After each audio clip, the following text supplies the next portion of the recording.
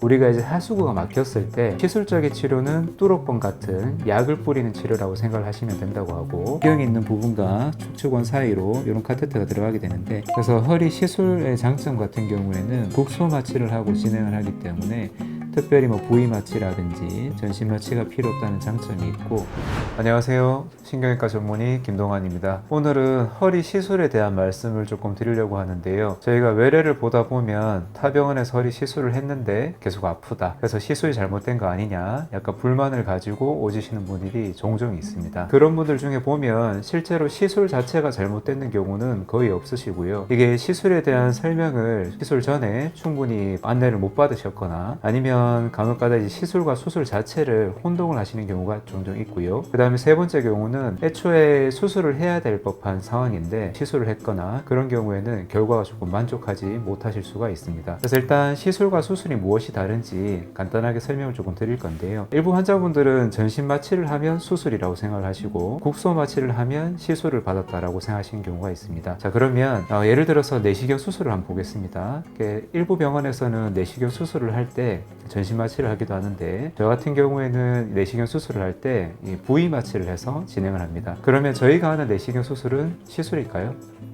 답을 말씀드리면 그렇지 않습니다. 수술과 시술은 뭐가 다르냐면, 마취를 어떻게 하느냐의 문제가 아니고, 수술 같은 경우에는 어떤 병변을 직접적으로 제거를 하는 개념이라고 보시면 되고, 시술 같은 경우에는 물리적으로 눌리고 있는 부분을 직접적으로 제거를 한다기보다는 눌리고 있는 신경을 어떤 약물이라든지 그 다음에 기구를 이용해서 방리를 함으로써 어떤 화학적인 증상을 일으키는 부분을 해결하는 치료라고 보시는 게 맞겠습니다. 시술 같은 경우에는 저희가 하고 난 다음에 사진상에 즉각적인 변화가 있지는 않습니다. 왜냐하면 아까 말씀드렸다시피 어떤 병변을 직접적으로 제거를 하는 것이 아니기 때문에 사진상의 변화가 바로 있는 것은 아닙니다. 그래서 간혹 가다가 어떤 환자분들이 몇 달 전에 타 병원에서 시술을 했는데 계속 불편해서 저희 병원에 새로 MR을 찍었는데 거기에서 디스크나 아니면 협착증이 남아있다고 말씀을 드리면 왜 사진에 변화가 없냐고 따지는 경우도 있습니다. 그것은 그 전에 받으셨던 시술이 어떤 문제가 있다기보다는 수술이 아닌 시술적인 치료를 하셨기 때문에 그렇다고 이해를 하셔야 됩니다. 또 이런 경우도 있는데요, 어떤 환자분들이 예전에는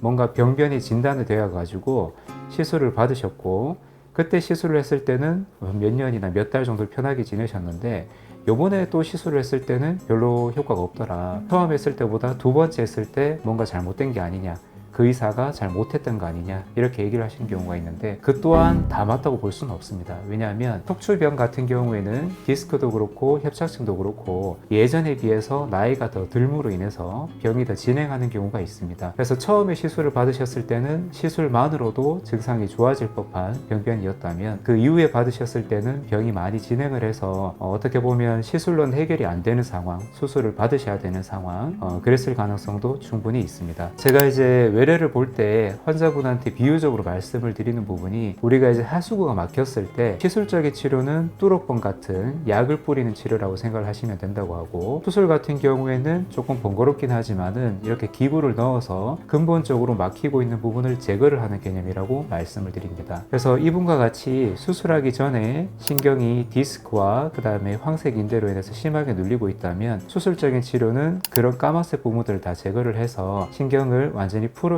개념이 바로 수술적인 치료가 되겠습니다. 시술에는 여러 가지 방법들이 있습니다. 그 중에서 일반적으로 많이 하는 시술적인 치료가 신경성형술이라는 치료인데, 신경성형술은 허리에도 하기도 하고 목 쪽에도 진행을 하기도 합니다.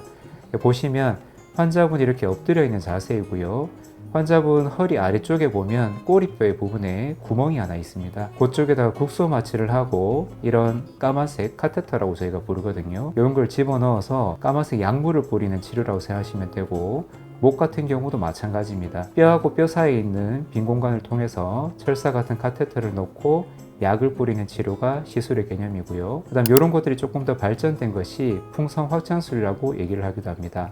마찬가지로 같은 길을 통해서 카테터를 집어넣고 풍선을 부풀어 올려서 그 협착증 때문에 신경이 눌리고 있는 부분의 유착을 조금 풀어주는 개념이라고 보시면 되고요. 시술에 신경성형술 말고 열치료술, 수액감압술이라는 치료도 있는데, 이 같은 경우에는 보통 이제 디스크가 찢어졌거나 아니면 디스크 탈출이 있을 때 디스크 안쪽으로 이런 기구들을 집어넣어서 그 안에 열을 주입을 하고 볼륨을 어떤 줄여주는 치료라고 생각하시면 됩니다. 디스크나 협착증이나 이 두 병이 제일 대표적이기 때문에 디스크를 예로 들어서 말씀을 드리면 이 사진에 있는 것이 정상적인 디스크입니다.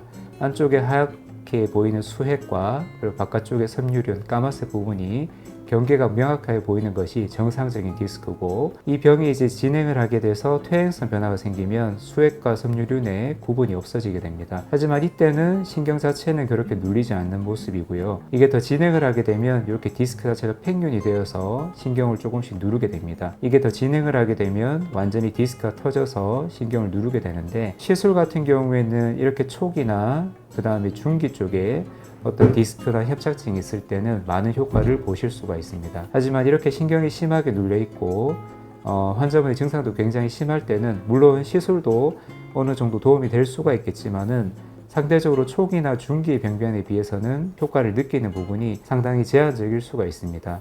그래서 사진이 이렇게 신경이 심하게 눌리고 있다면은 수술을 받을 것인지 아니면 시술을 할 것인지에 대해서는 담당 주치의와 충분한 어떤 상의가 필요할 것으로 생각이 됩니다. 지금부터는 우리가 이제 시술을 할 때 대표적인 시술인 신경 성형술을 어떻게 진행을 하는지 실제 카테터를 이용해서 한번 간단히 보여드리도록 하겠습니다. 저희가 허리 시술의 대표적인 방법인 신경 성형술에 대해서 간단히 말씀드리겠습니다.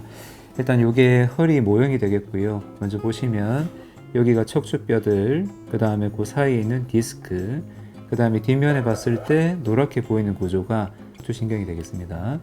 그래서 우리가 보통 시술을 할 때 엎드려서 진행을 하게 되는데, 이 신경이 지나가는 길이인 척추관이 있고 척추관 아래쪽으로 이렇게 구멍이 하나 뚫려 있습니다. 그래서 이 꼬리뼈 쪽으로 저희가 덮여 있는 피부 쪽에 국소 마취를 하고, 저희가 카테터라고 부르거든요. 이런 이제 기구인데, 이런 기구가 들어갈 수 있게 길을 만들고, 그 다음에 그 길을 통해서 이런 카테터를 신경이 있는 쪽으로 이렇게 집어 올립니다. 이렇게 보시면 이 신경이 있는 부분과 척추관 사이로 이런 카테터가 들어가게 되는데, 실제로는 이 카테터가 이 신경 뒷면에 가는 것이 아니고 신경 앞면으로 위치를 하게 됩니다. 그렇게 해야지 이제 통증을 느끼는 부분, 그런 부분들을 정확하게 타겟으로 할 수 있기 때문에 그렇습니다.